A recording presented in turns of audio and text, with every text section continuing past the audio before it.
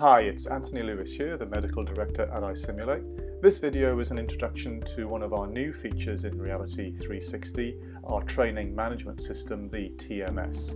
This is a way where you can store all of the reports that are generated during a simulation and a way of managing them as well. So let's jump into it and see what it does.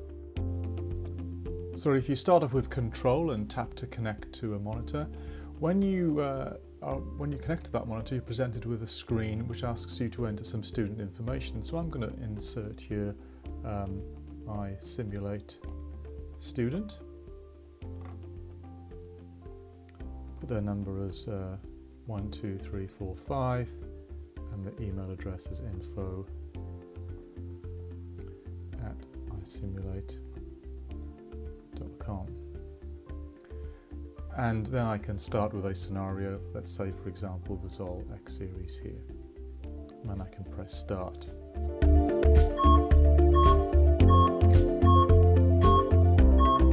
So I've just finished running my scenario, so I'm just going to press stop. And now I'm presented with our normal scenario review, which you can see all of the vital signs there in a graph and all of the checklist items and events that have happened. But this time I'm now going to press the menu button, exit to menu, and now I'm back to the home screen, and now I'm going to jump into the iSimulate TMS. This is the button in the top right hand corner. Now you can see the scenario that I've just run. It's in the top here. And what I'm immediately presented with is an overview. So this shows us the student name, the student number, email, and the times that the scenario started, finished, the duration, and so on. I can also see a summary of all of the checklist items that are presented there. The next screen is the CPR screen. This shows me the compressions that I've done, and a nice summary diagram is shown with some graphical representation here. The event log shows me all of the moments that happened during the actual scenario. So you can see I've checked off some checked patient, confirmed cardiac arrest, but it also picks up things such as when the defib was actually used.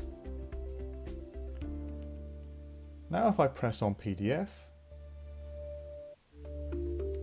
it now shows me a review of the scenario, not only with the checklist items, but also a graphical representation of the vital signs and the major events.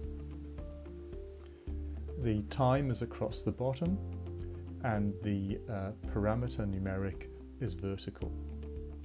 Heart rate is shown as a green square, saturations is shown as a blue circle, end tidal CO2 is shown as a vertical bar at the bottom of the screen, and the millimeters of mercury will be on the left and kilopascals on the right. Blood pressure is shown also as a vertical bar, but it's split into systolic and diastolic, and where those two meet is the mean blood pressure.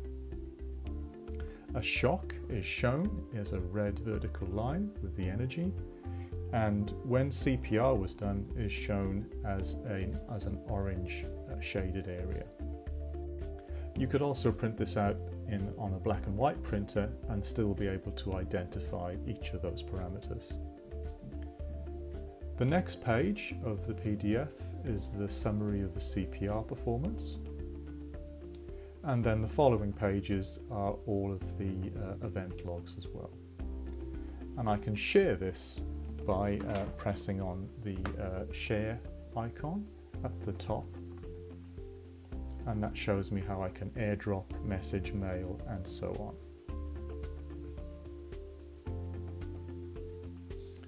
So let's jump back to the TMS itself, and here we can see the scenario screen, which you've already had a look at, showing all the various scenarios that we've been running, and they're all saved here. You can click on one of these and have a look at them as we've just done. The second page is the students, and this is where all the students that have been entered into the system are, and again we can scroll through them. The Launchpad is a really useful screen, and here you have all the students listed down the left-hand side. But what we can do is we can drag and drop each one of these students over to the Launchpad on the right-hand side. And here we are moving 2 across. Now, in the top part of the screen you can see Launch Scenario. So I can change this by tapping on Change, and then I can choose the scenario that I want these students to run.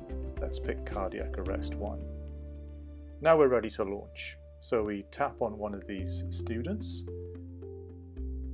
and this now opens up into the main control screen, and we can run the scenario from here. At the end of the scenario, we can go back to Launchpad and carry on with the next student.